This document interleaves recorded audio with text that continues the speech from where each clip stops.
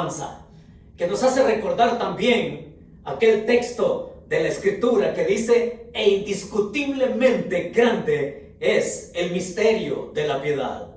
Dios fue manifestado en carne, justificado en el Espíritu, visto de los ángeles, predicado a los gentiles, creído en el mundo, recibido arriba en gloria.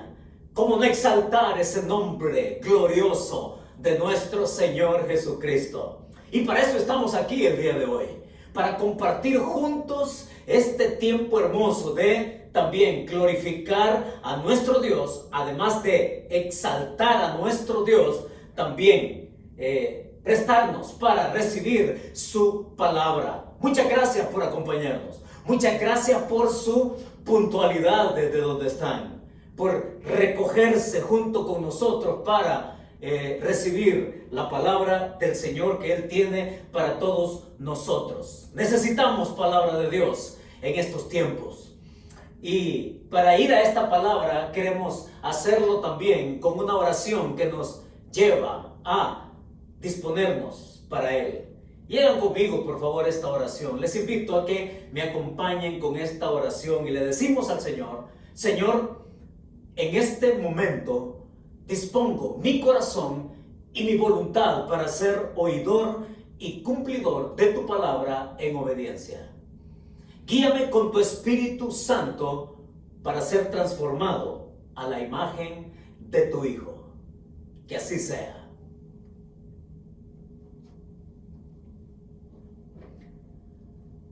Creo que todos nosotros hemos tenido la experiencia de pasar un buen tiempo de entretenimiento en familia, en amigos, con amigos, jugando este juego de mesa que se llama el Monopolio.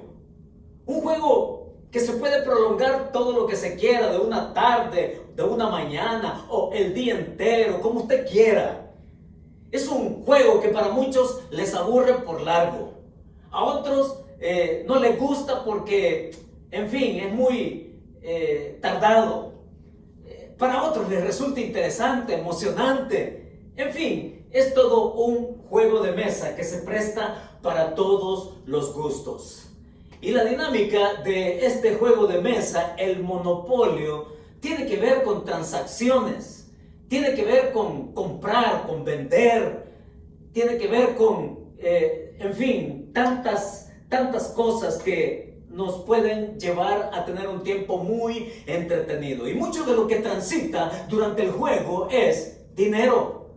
Dinero como este. Dinero que se convierte en el medio que se usa para comprar. Pero este dinero en la vida real no sirve, no funciona. Es un juego, al fin y al cabo.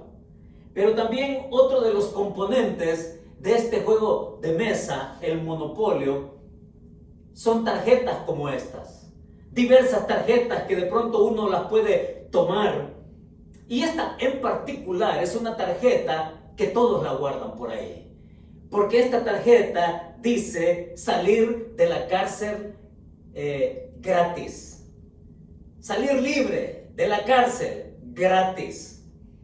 Pero una tarjeta como esta, si bien funciona en un juego como el Monopolio, en la vida real no sirve, no funciona. Y precisamente el que una tarjeta como esta en la vida real no funcione es algo que un hombre recientemente pudo comprobar de manera directa. Sucede que este hombre fue detenido por la policía porque notaron que él no llevaba el cinturón de seguridad ajustado, y en el momento de detenerlo se descubrió también que el carro estaba bajo el nombre de una persona que era buscada por la ley.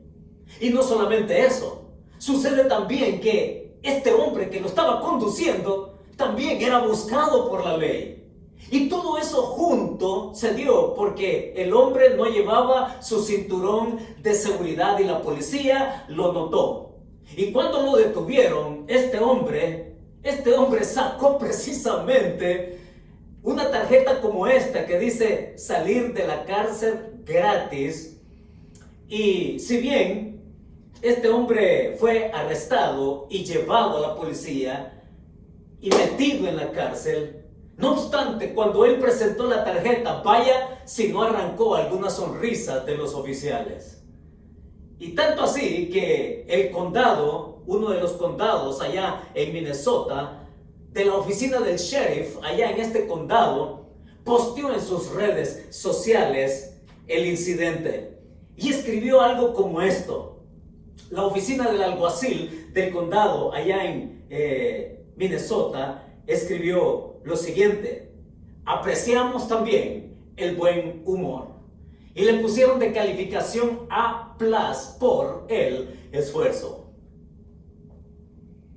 Es curioso cómo muchas personas se toman a broma cosas tan serias.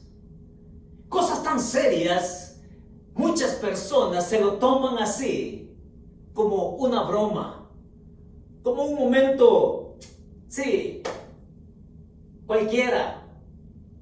Pero cuando hablamos de asuntos serios, necesitamos ponernos serios. Porque cuando hablamos en la vida espiritual de algunos aspectos que son serios, oigan, Dios se pone serio. Y cuando esto tiene que ver con nosotros, pues también nosotros somos obligados a ponernos serios.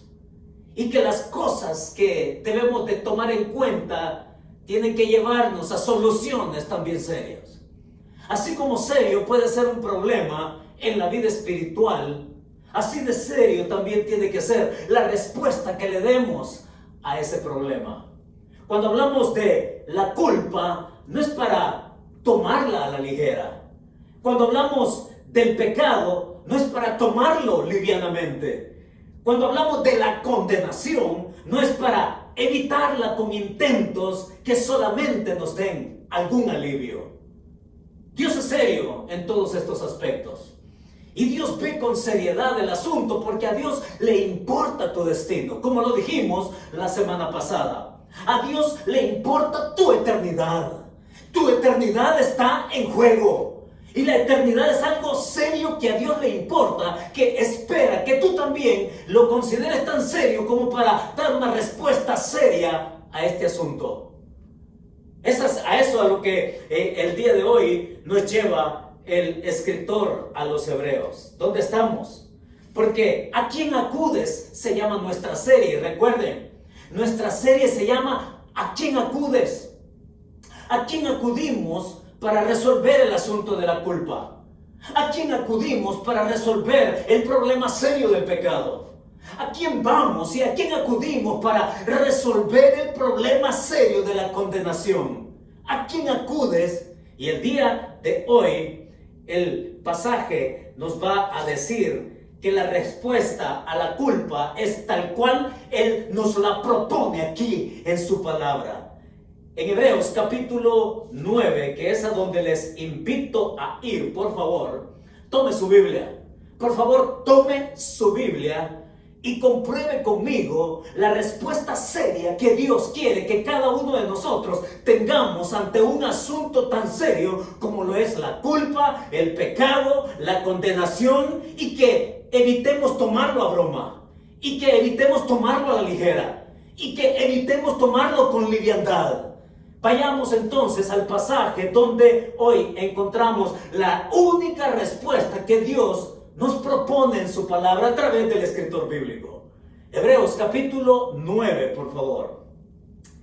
Y ahí en el capítulo 9 estaremos ubicándonos acá en los primeros 5 versículos para ir encontrando el desarrollo de los principios a los cuales Él nos quiere presentar para que nos quede clara la verdad que al final también Él nos quiere ofrecer. Hebreos capítulo 9, versos del 1 al 5, dice así. Lea conmigo. Sígame con sus ojos, por favor. Ahí dice: ahora bien, aún el primer pacto tenía ordenanzas de culto y un santuario terrenal, porque el tabernáculo estaba dispuesto así. En la primera parte, llamada el lugar santo, estaban el candelabro, la mesa y los panes de la proposición. Tras el segundo velo estaba la parte del tabernáculo llamada el lugar santísimo, el cual tenía un incensario de oro y el arca del pacto cubierta de oro por todas partes, en la que estaba una urna de oro que contenía el maná, la vara de Aarón que reverdeció y las tablas del pacto. Y sobre ella querubines de gloria que cubrían el propiciatorio, de las cuales cosas no se puede ahora hablar en detalle. Es curioso lo que el escritor aquí va a decir, o ya ha dicho y ha quedado escrito. Pero para entender el contexto de lo que ahora viene, recordemos de dónde venimos. Recordemos nuestro hilo conductor. Recordemos que se ha dicho en el pasaje anterior y ha dicho que el Señor ha dado por viejo lo primero y que está próximo a desaparecer, según vimos allá en el versículo 13. Al ofrecer el nuevo pacto, en el versículo 13, no se puede hablar de nuevo pacto, dijimos, sino veíamos lo que era el pacto antiguo. Y con eso de contexto, a ese pacto viejo o a ese pacto antiguo, él lo llama primero. Ahora en el capítulo 9 y en el verso 1 conecta, sigue con el pensamiento y dice, ahora bien, aún el primer pacto tenía ordenanzas. Y lo interesante es que a lo que se va a dedicar en los primeros 5 versículos, el escritor, es a cómo el tabernáculo estaba ordenado. ¿Qué le parece? Parece curioso, ¿no? Pero él se dedica a hablar de algo que ya ellos sabían. ¿Por qué el escritor? Es la pregunta que le hacemos al pasaje. ¿Por qué el escritor tiene que escribir y hacer alusión a algo que todos ellos ya sabían? Porque aquí lo que encontramos en un principio ya de inmediato, mis hermanos, es que esto tiene que ver con una verdad. Siempre hemos dicho que cuando el escritor aquí nos ofrece un ejemplo es porque subyace una verdad, subyace un principio, y en los primeros 5 versículos el principio que él va a establecer es el siguiente: distanciarte de Dios no resuelve tu pecado. Distanciarte de Dios no resuelve tu pecado. Ahora, ¿por qué hablamos de distanciamiento acá? Porque cuando en los versículos del 1 al 5, él habla del ordenamiento, de cómo estaba establecido el tabernáculo, y que él presenta cómo estaba ordenada la primera parte y la segunda parte, y qué contenía esto, y qué contenía la segunda parte también, era algo que ya conocían ciertamente. De hecho, el escritor lo sabe muy bien, sus paisanos judíos lo saben muy bien, y oigan, no lo saben porque ellos hayan estado ahí. Ellos no saben el ordenamiento del tabernáculo en cada una de sus partes, no porque ellos hayan estado ahí, ni siquiera el mismo escritor, sino porque así es como quedó escrito desde el Éxodo, cuando Dios le reveló a Moisés el construir el tabernáculo. Encontramos acá algo interesante, porque el tabernáculo en sí iba a ser un ejemplo, iba a ser un tipo del Señor Jesucristo. El tabernáculo iba a establecer el vínculo de relación restringida de parte de un pueblo para vivir adorando a Dios en el desierto. Pero en el pasaje lo que nosotros podemos sacar, extraer, tomar y entonces creerlo es que allá en el fondo radica el hecho de que la persona, al describir este orden, la persona siempre se mantuvo a la distancia. Siempre se mantuvo a la distancia, y esa distancia la ocasionaba la indignidad. Por un lado, la dignidad del Dios glorioso y la indignidad de la persona por su pecado. Ese pecado que lo mantenía a la persona en una culpa pendiente que pagar, en una culpa pendiente ahí que tenía que saldarse. Y lo que hace el escritor acá es presentarnos un orden para que todos se dieran cuenta que lo que el orden del tabernáculo en sí establecía era el distanciamiento y el acceso restringido de todos en general hacia la búsqueda y el encuentro y cercanía con Dios. ¿Estamos en eso? Recordemos que el hilo conductor es el acercarnos, es la meta, y el medio, hemos dicho, es a través de quien Él ha propuesto para que se le alcance, para que se tenga comunión con el Padre, su propio Hijo. Ahora, Él describe cómo era la primera parte. Y la primera parte, oiga, nadie podía entrar al tabernáculo. Estaba restringido solamente para los sacerdotes. Y en la primera parte está diciendo de las cosas que estaban ahí eran y aplicaban para el servicio de los sacerdotes que diariamente ejercían su ministerio. Y en la segunda parte, aún los mismos sacerdotes estaban restringidos a entrar en la segunda parte del tabernáculo, dice, detrás del segundo velo. Y el segundo velo correspondía al lugar santísimo. Aún los mismos sacerdotes tenían restricciones de acceso al lugar santísimo. El único que podía entrar ahí era el sumo sacerdote, y aún el sumo sacerdote tenía restricciones de estar en ese lugar. De hecho, él tenía que entrar de acuerdo a las estipulaciones de Dios. Él tenía que entrar el único día permitido, que era el día de la expiación, el Yom Kippur. Y en ese día era el único en que el sacerdote, restringido también por estipulaciones divinas, porque todo eso tenía una enseñanza. Y este hombre no podía entrar a ese lugar cuando quisiera. Entraba porque allí él tenía que estar de acuerdo a cómo Dios lo había establecido. Restricciones aplican a todos en diferentes maneras. Y el sumo sacerdote entonces entraba, ofrecía el sacrificio, y este hombre ahí lo hacía una vez al año. Así es que cuando hablamos de esta condición de restricción, oigan, viene desde los tiempos mismos en que el tabernáculo se fabricó. Desde que el tabernáculo fue revelado por Dios a Moisés. De hecho, cuando nosotros vemos allá en Números capítulo 2, que usted lo puede leer posteriormente, en Números capítulo 2, incluso cuando el tabernáculo es erigido, cuando es levantado, Dios incluso les estipula el orden de cómo las tribus tienen que estar alrededor del tabernáculo. Es decir, nos dice allá el libro de Números que el tabernáculo iba a ser el centro donde todo el pueblo de Israel se iba a congregar alrededor.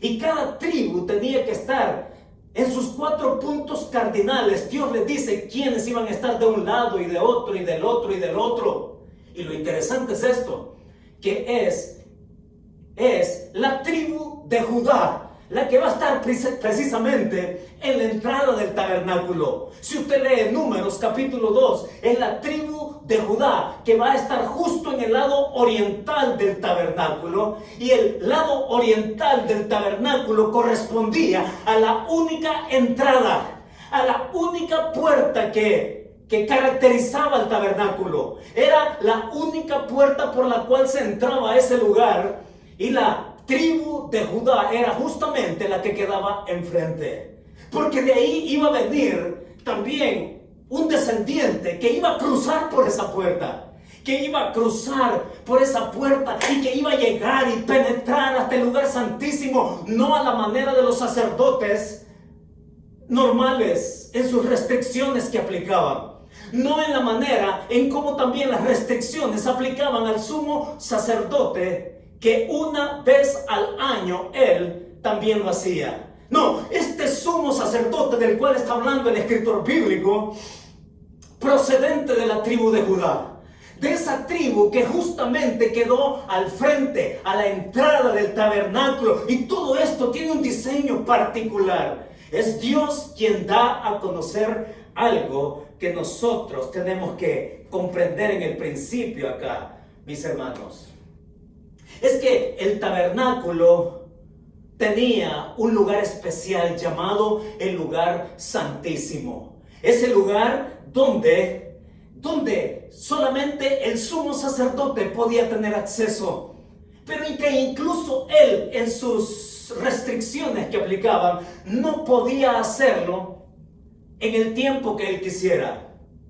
Es porque Dios marcaba algo espiritual en el asunto. Y lo espiritual que Dios marcaba, y como lo vimos el domingo anterior, esa necesidad imperiosa, lo que Dios marcaba era la condición en que se encontraba la persona con su pecado, con su culpa, una culpa pendiente que pagar, una culpa pendiente que saldar. Y cuando venimos a esa realidad, ¿cómo es posible entonces que se podía acercar? Oigan, si le costaba con restricciones al sumo sacerdote presentarse, si le costaba a los sacerdotes mismos presentarse y tener restricciones, ahora imagínense cuánto le podía costar al ciudadano normal, regular del pueblo de Israel. Es Dios quien nos lleva a este principio de encontrar y ser honestos y conscientes de que yo no puedo acceder al Dios glorioso, al Dios digno, por la indignación de mi pecado. Eso es lo que el principio nos establece con este ordenamiento del tabernáculo, y que él hace alusión acá, y que ellos ya conocían, sabían por la escritura allá dicha por el mismo Moisés cuando escribió los 5 libros de la ley, especialmente en el Éxodo, Levíticos y Números. Ahora, con esto de sentirse culpable, permítanme contarles una experiencia de esas, digo yo, interesantes, que le pueden pasar a cualquiera. Sucede que en una ocasión manejando, y ustedes que manejan, por cierto, y que van a pasar allá por la Glendora Avenue y también la Vadillo, cuídense del semáforo que está ahí, porque ese semáforo tiene cámaras, y si bien se decía que ya no estaban en uso por falta de presupuesto, bueno, al menos esa sí funciona. Y funciona porque un día de repente llega a mi casa una notificación, sí, notificación de la Corte de Los Ángeles citándome porque yo me pasé ese semáforo en rojo. Ahora permítame explicarle. Sucede que según la ley de tránsito, aquí dice que usted puede cruzar a la derecha en rojo, ¿sí? Con precaución. Pero tiene que cruzar a la derecha siempre y cuando usted haga un alto completo. Un alto completo, girar su cabeza sobre el hombro a la izquierda para ver que no venga un vehículo, y entonces usted puede girar, doblar a la derecha.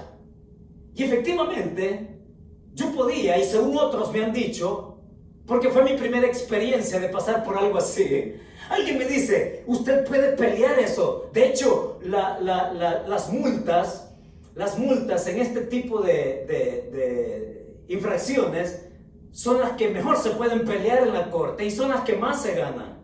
Así que, tomando consejo de algunos, ya, me llegó el día en que yo estaba llamado para ir a la corte. Y sucede que la multa, por cierto, que es de las más altas que me ha tocado, $500 de multa, ¿ya? Que yo los podía ir a pelear allá a la corte. Y precisamente así fue. Me tocó el día, llegué temprano y ahí estaba. Y el que asistía al juez empezó a tomar lista de todos los que ahí en esa corte estábamos citados para ese día a esa hora. Y empieza: Juan Godínez, aquí. Pedro Gutiérrez, aquí. Héctor Alas, aquí. Y hermanos, cuando llegó el momento, yo honestamente estaba un poco nervioso. Era la primera, yo veía a los demás relajados, en fin. Pero cuando me tocó pararme frente al juez, de hecho, el asistente del juez nos dijo a todos con anterioridad, miren, señores, aquí la cosa es así. Y la cosa es que si ustedes de una vez se declaran culpables, entonces el juez puede tener misericordia de ustedes y les rebaja la multa. Si ustedes se declaran no culpables, entonces empieza todo un proceso de un juicio para pelear y llevar evidencia, fotografías y demás, ¿ya? Y si de pronto yo salgo culpable, pues yo puedo apelar a la decisión del juez y entonces me va a llevar más tiempo. Y miren, realmente yo para ese tipo de cosas, para mí esas cosas engorrosas me cansan, me hacen perder tiempo y como dicen nuestros padres y abuelos, ¿no? Tiempo necesito. Total que con eso claro, me tocó pararme delante del juez. Y el juez la pregunta que me hace fue, señor Héctor Alas, ¿cómo se declara usted? Y yo frente a él le digo, señor juez, me declaro culpable. Y mi caso en ese momento se resolvió en cuestión de 2 minutos. 2 minutos tardó mi juicio.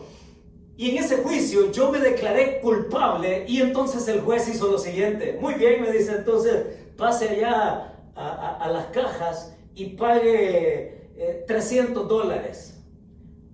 La multa de $500 me la redujo a 300 y algo.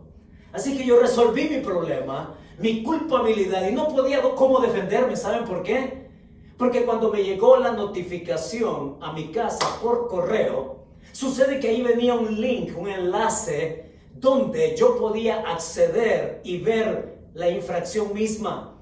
Ahí estaba la fotografía de mi carro, y no solamente la fotografía, ahí estaba el video.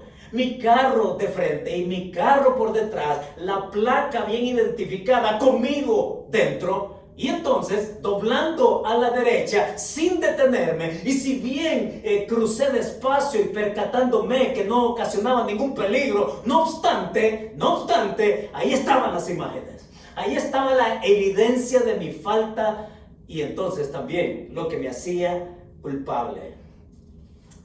Así que me pasó estar por primera vez en mi vida frente a un juez y declararme culpable.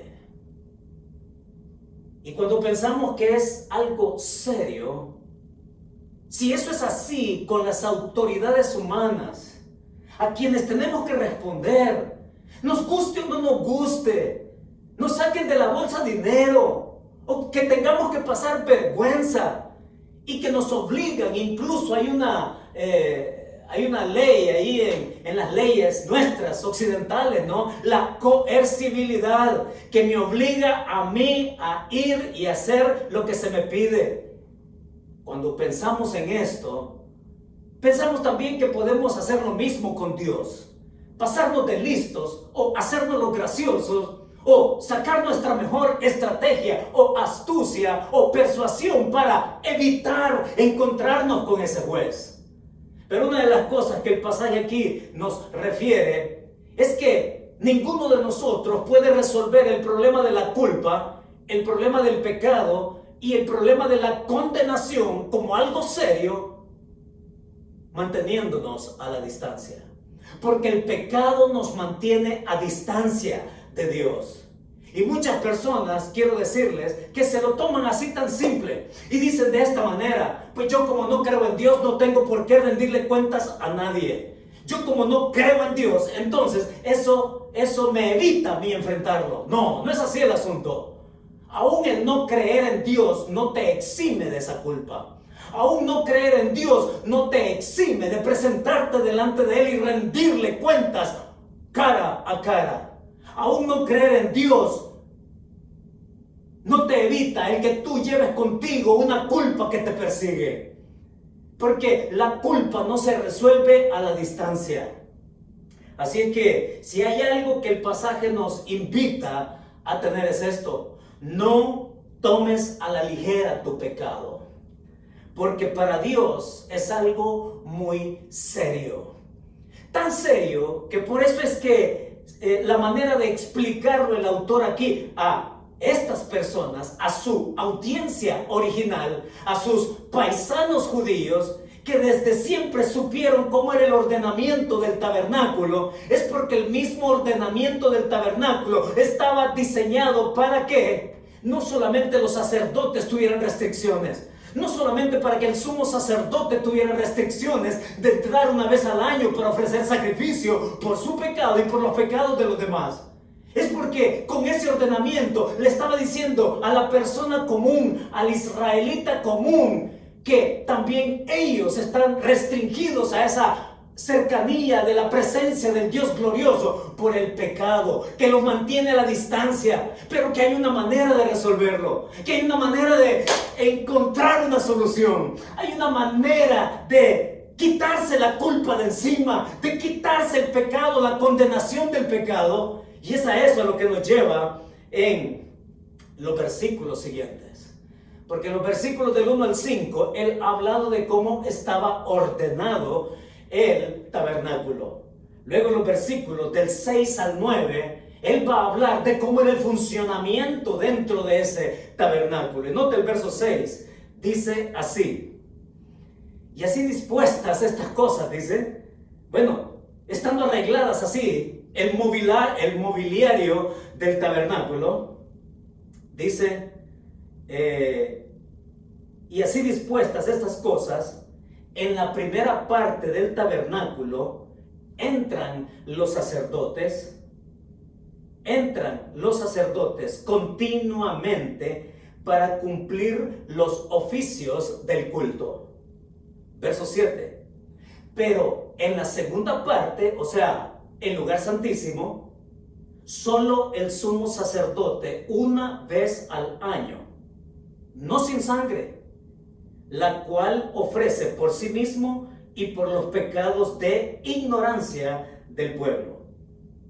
Dando el Espíritu Santo a entender con esto que aún no se había manifestado el camino al lugar santísimo, entre tanto que la primera parte del tabernáculo estuviese en pie, lo cual es símbolo para el tiempo presente, según el cual se presentan ofrendas y sacrificios que no pueden hacer perfecto en cuanto a la conciencia al que practica ese culto. ¿Qué es lo que está pasando ahora acá? El escritor pasa de hablarles del ordenamiento que ellos ya conocían, y que en ese ordenamiento ellos entendían que se mantenían a la distancia del Dios digno, glorioso, santo, y que ellos eran pecadores, ¿ya? Y pasan los versos del 6 al 9 a hablar del funcionamiento de todo aquello. Y el segundo principio que nos va a ofrecer acá el escritor es este: ocuparte en intentos también no resuelve tu estado de condenación. Ocuparte en intentos no resuelve tu estado de condenación. Porque si leyó bien, si me siguió bien en la lectura, aquí el asunto tiene que ver con conciencia. En los primeros versículos del 1 al 5 tiene que ver con culpa. Y aquí en el versículo del 6 al 9 tiene que ver con un asunto de conciencia, ha dicho. Y describe como el oficio de estos sacerdotes. Ya entonces dijimos que los sacerdotes continuamente, y note que habla en tiempo presente, significa que todavía el templo a la audiencia original en el siglo I todavía estaba levantado. Todavía se seguían ejerciendo este tipo de sacrificios y ofrendas y dinámica sacerdotal en un lado y en el otro, porque el templo todavía estaba en función. Mientras tanto, este estaba edificado, todavía faltaba que cambiara eso. En los versículos del 6 al 9 encontramos cómo los sacerdotes realizaban su trabajo, oficiaban los sacrificios, entregaban las ofrendas, y toda esa dinámica que lo pone aquí como algo mecánico, intentos que no pueden resolver el asunto de la distancia, intentos que no pueden procurar la cercanía para llegar hasta el Dios vivo, verdadero y santo. Es un asunto de conciencia, está diciendo acá el escritor. y que cualquier intento, que cualquier actividad mecánica siempre nos va a mantener no solamente a la distancia, porque tampoco van a aliviar el asunto de la condenación. Mucha gente se entretiene precisamente en intentos, se abandona a los intentos. Es un asunto de conciencia. Está diciendo ahí en el verso 9. Es un asunto, dice, de conciencia al que practica ese culto. ¿Conciencia de qué? Yo le pregunto, ¿qué es la conciencia para empezar? Respondámonos esto. Entendamos el pasaje.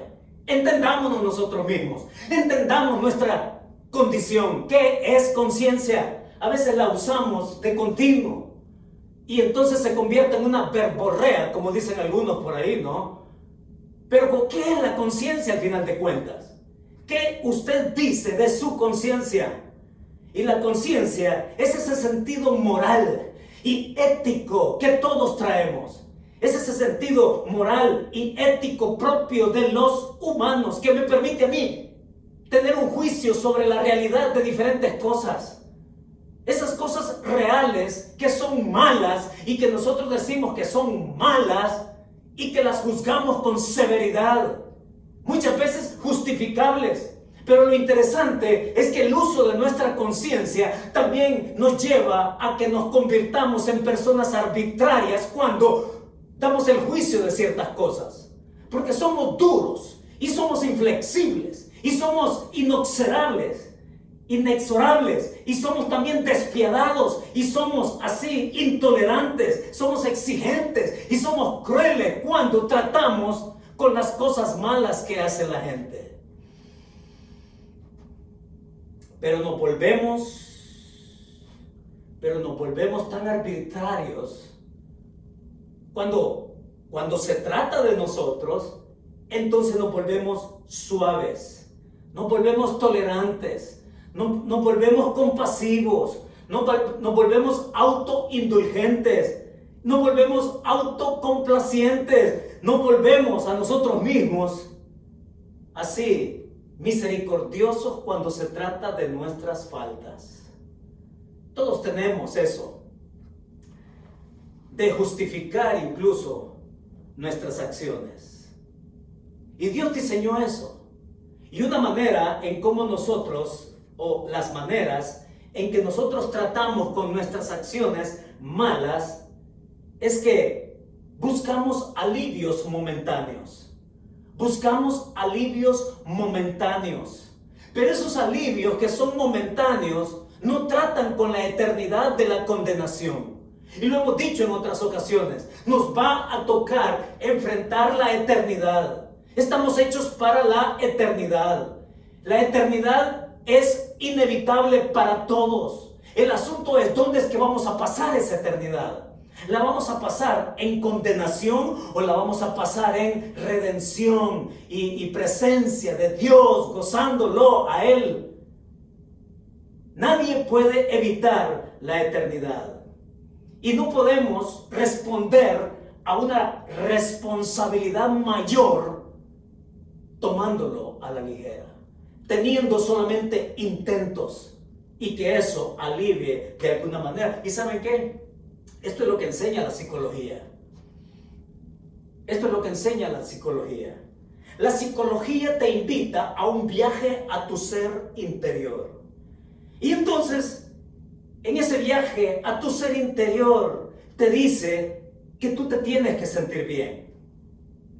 En ese viaje a nuestro ser interior, te dicen que te tienes que perdonar a ti mismo. En ese viaje a nuestro ser interior, te dicen que tú tienes que ser autocompasivo contigo mismo. Y te dicen también que tienes que tratarte con cariño. Eso es lo que dice la psicología, de cómo tratar con la culpa, de cómo tratar con esos aspectos de nuestras acciones que nos hacen sentir mal. Y si se dan cuenta, la psicología, como otras disciplinas, se centran en la persona. Se centran en cómo me siento. Se centra en cómo yo debería sentirme. y todo es hacia la persona, pero nunca que la persona responda con seriedad a su responsabilidad de algo más profundo en su ser interior. No se trata de una ofensa que yo le hice a alguien y al sentirme mal y al sentirme culpable yo tenga que venir y pedirle disculpas, pedirle perdón y entonces establecer una relación nuevamente. No se trata de centrarme en cómo yo me siento porque necesito sentirme bien. Se trata de cómo se siente Dios con la ofensa de mi pecado y cómo yo estoy respondiendo a Él en eso. Todavía quisiera escuchar a los psicólogos en sus clínicas decirle a sus pacientes, ¿sabes qué? Tú tienes un problema mayor que sentirte mal con alguien. Tú tienes un problema más profundo contigo mismo porque eres pecador y tienes que responderle a Dios en este asunto que es serio. Todavía yo quiero escuchar al menos a los psicólogos cristianos en sus clínicas decirle eso a sus pacientes. No se trata que me tengo que centrar en mí para sentirme bien porque quiero sentirme bien simplemente. Es porque sentirse bien en la plenitud de lo que eso significa es que yo me declaro culpable, pecador y que ante ese asunto tan serio que me condena por la eternidad se resuelve, no a la distancia. Se resuelve, no con intentos mecánicos, porque esos solamente pueden ser alivios momentáneos. Dios te invita a un viaje espiritual. No solamente a un viaje a tu ser interior, para que te sientas bien. Dios te quiere llevar a lo más hondo de tu existencia, de tu ser. Él te conoce mejor que nadie y Él sabe todas las cosas oscuras, escondidas.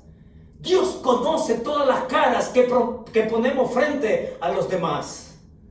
Dios conoce nuestra trayectoria de cuántas caras hemos dejado en el pasado.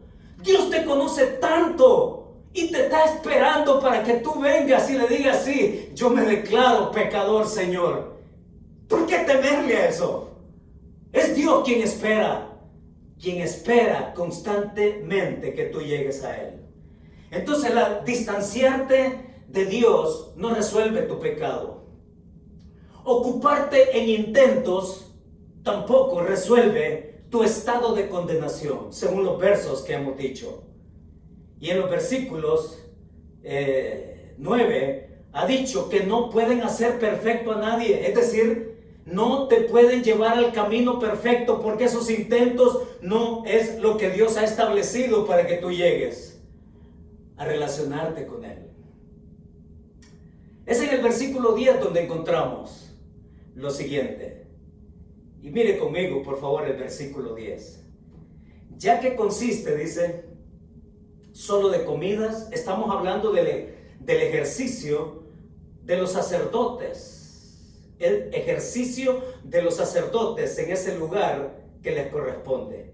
Y el verso 10 continúa, ya que consiste solo de comidas y bebidas, de diversas abluciones y ordenanzas acerca de la carne, impuestas hasta el tiempo de reformar las cosas. ¿Qué es lo que tiene el versículo 10 para nosotros ahora? El principio que el versículo 10 nos dice, distanciarte de Dios solamente prolongas tus ataduras. Distanciarte de Dios también prolonga tus ataduras. Distanciarte de Dios no rompes tus cadenas de pecado. Distanciarte de Dios es quedar más propenso a corromperte aún más. Es que el versículo 10 nos propone precisamente eso, que somos tan propensos a que un pecado se convierta en otro pecado y que se convierta en toda una cadena de pecado. Sí, el pecado tiene ese poder de prolongarte a cosas peores. El pecado puede llevar a corromper a alguien de una manera que quizás hasta ese momento incluso ni siquiera sospecha, ni siquiera conoces, ni siquiera sabes hasta dónde puede llegar a tocar fondo. Pero el El pecado lo único que te muestra es ese prolongado estado de condenación y de corrupción de ti. ¿Sabe que muchos, precisamente, cuando hablan de corrupción, se refieren a las acciones? Y oigan esto, tus acciones no te hacen corrupto. Escúchelo bien. O cualquier cosa mala que usted haga, las cosas malas no te convierten en pecador. Es porque ya eres pecador, haces cosas malas. Esa es la inversa del asunto. Es porque somos pecadores, entonces nuestra tendencia es a empeorar las cosas. Nuestra naturaleza nos invita a cometer cosas peores de las que ya hemos hecho. Es que cuando nosotros nos mantenemos a la distancia de Dios, lo único propenso que hacemos es a descomponernos aún más, a arruinarnos aún más, corrompernos de tal manera que hasta nosotros mismos podemos sorprendernos. Es ese pecado nuestro, es ese pecado en esta cultura y en esta sociedad y en este tiempo postmoderno. Y bueno, también debemos de identificar eso. Estamos en una era postmoderna. Y la era postmoderna se caracteriza porque el ser humano quiere ser el autónomo de sí mismo. Y con eso, el hombre, el ser humano, supone que puede ser autónomo y depender de sí mismo para cualquier cosa. Depender de sí mismo para todo. Depender de sí mismo incluso en la salvación y darle la espalda a Dios. Esa es la época en que vivimos, un mundo postmoderno que cree el ser humano tiene control sobre todo y que puede hacerlo todo dándole la espalda a Dios. A eso nos lleva el pecado. Pero ¿qué pasa con Dios? ¿Qué pasa con Dios con una persona así? ¿Sabe qué pasa con Dios con una persona así? Dios le sigue mostrando su amor. Dios le sigue manteniendo vigente lo que dice la Escritura, porque de tal manera amó Dios al mundo que ha dado a su Hijo unigénito para que todo aquel que en Él cree no se pierda, mas tenga vida eterna. ¿Qué hace Dios? ¿Cómo se mantiene Dios con una persona con una actitud beligerante contra Él? ¿Qué hace Dios con una persona que constantemente lo niega? ¿Qué hace Dios con una persona que constantemente le da la espalda? Lo que Dios hace constantemente es seguirlo amando. Y saben, es triste cuando una persona le teme al amor de Dios. Y temerle al amor de Dios es por el hecho de que es su amor que nos pone al descubierto. Es precisamente su amor lo que nos desnuda, lo que nos hace ver esa capacidad de no responderle a Él como Él quiere. Es ese amor que Dios nos muestra en su Hijo que nos vuelve a nosotros temerosos porque nos quedamos muy cortos de responderle de la manera como Él espera, como Él desea. Y lo interesante es precisamente que el amor de Dios no está para pervertirnos. El amor de Dios no está para hacernos más miserables. El amor de Dios está para ofrecernos una puerta de entrada. Por eso es que el tabernáculo tenía una sola entrada. Y Dios, con su amor, a través del sumo sacerdote Jesucristo, es la única puerta mostrada en su amor para que nosotros podamos venir, acercarnos y tratar de tú a tú, de tratarlo de padre a hijo y poder entonces vivirlo a Él, tenerlo a Él, disfrutarlo a Él. De eso se trata lo que nosotros tenemos acá. No se trata, mis hermanos, de intentos que nos mantienen a la distancia con alivios temporales. Se trata de venir a encontrar acá. Y el versículo 10 dice, impuestas, dice, todas estas cosas y todas estas ceremonias que se llevaban a cabo en el tabernáculo, dice, impuestas hasta el tiempo. Y me encanta, ya lo dijimos el domingo anterior. Ahora es el escritor mismo que usa la palabra que debería de llamarnos la atención, capturar nuestra atención, poner nuestro corazón en sintonía con lo que aquí se está diciendo. Es el autor que dice: impuestas hasta el tiempo, hasta el kairos, hasta el momento especial de oportunidad, de puerta abierta, de gracia absoluta, de gracia sublime para mostrar su gran amor al cual no le debes temer. Al gran amor que se da en su persona de Jesucristo, y dice para reformar las cosas. ¿A qué clase de reforma se refiere acá? Se refiere a pasar de la ley a pasar a la gracia, a la reforma de la gracia, al camino abierto. Se habla en este pasaje del acercamiento que debemos tener y podemos tener, siempre y cuando cada uno de nosotros lo decida. No podemos evitar la eternidad. Va a llegar ese día en que vamos a tener esa audiencia con el juez. Nos guste o no nos guste.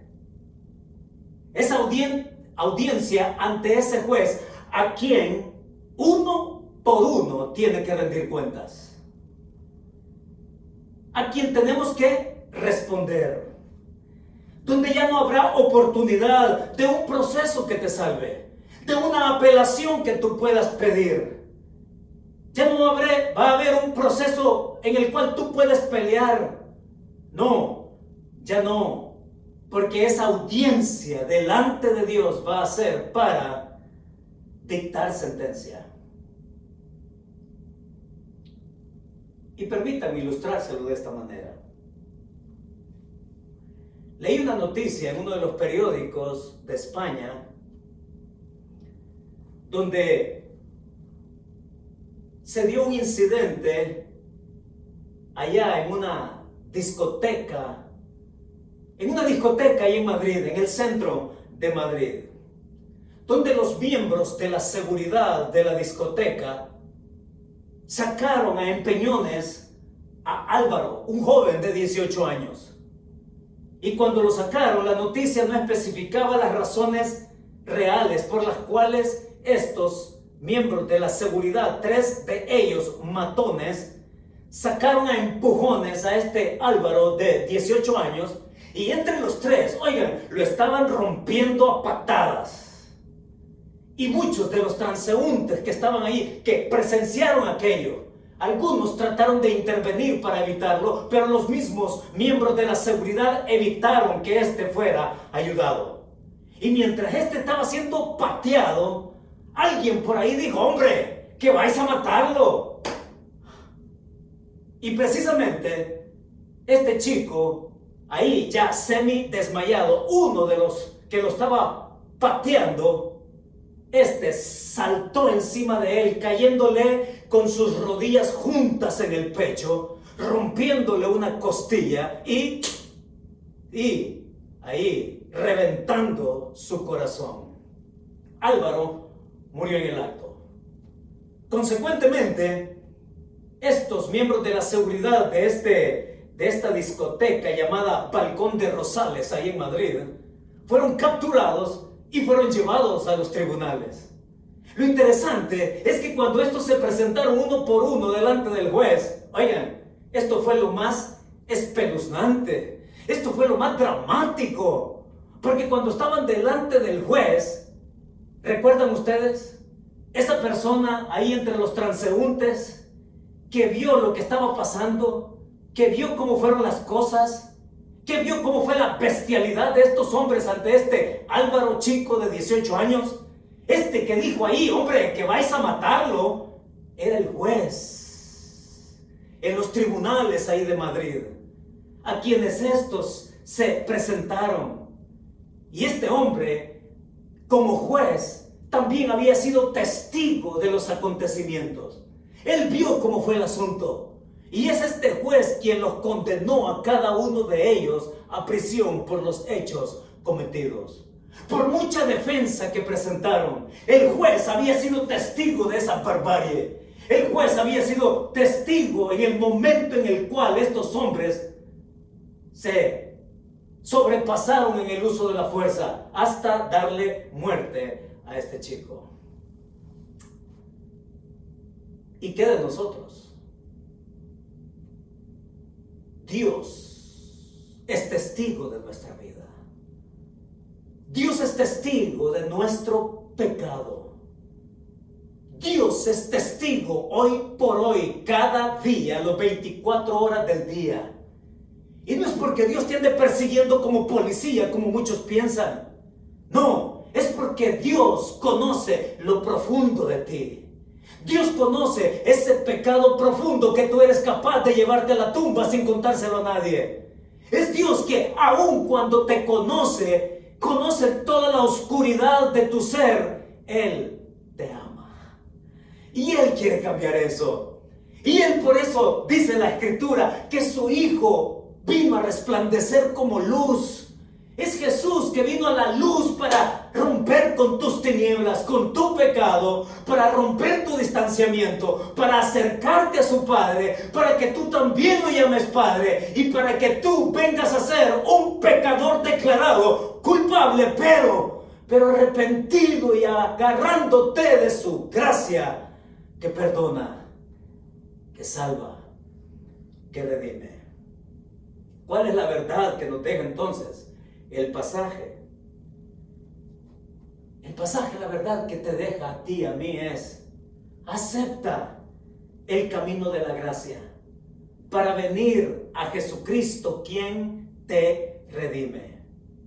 Esa es la verdad. Acepta el camino de la gracia para venir a Jesucristo, quien te redime.